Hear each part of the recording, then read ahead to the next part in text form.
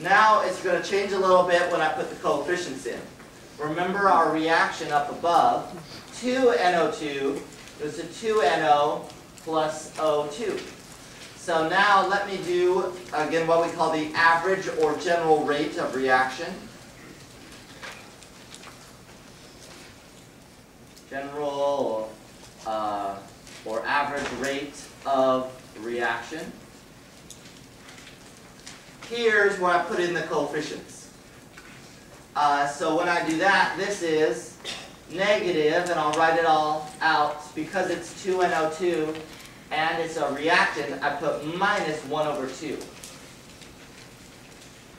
Change in NO2 over change in time. That's going to equal positive 1 over 1, 1 over 2, sorry, for the NO, because there's a 2 right here.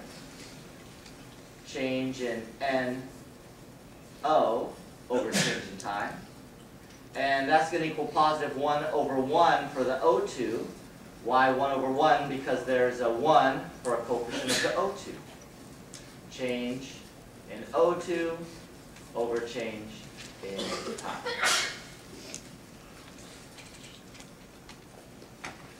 Well, if you calculate that out,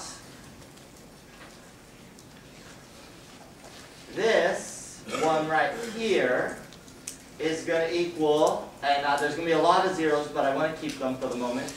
There's going to be 1, 2, 3, 4, 5 zeros after the decimal point. So 5 zeros and then a 9, 5. That's going to be a positive number. This also is going to be a positive number, and there's going to be 4 zeros after the decimal. 1, 2, 3, 4.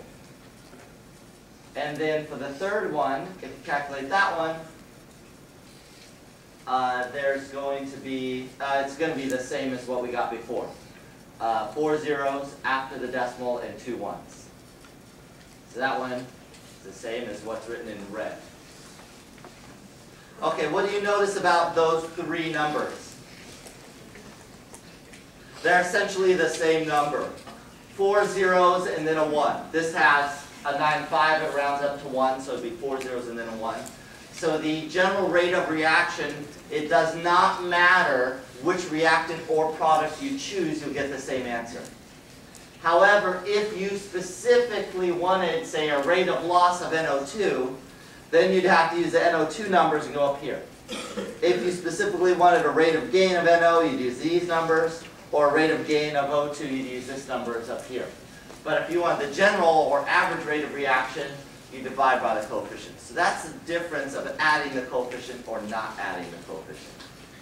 Again, here, it doesn't matter which way you do it, you're going to get the same numbers within your error bounds.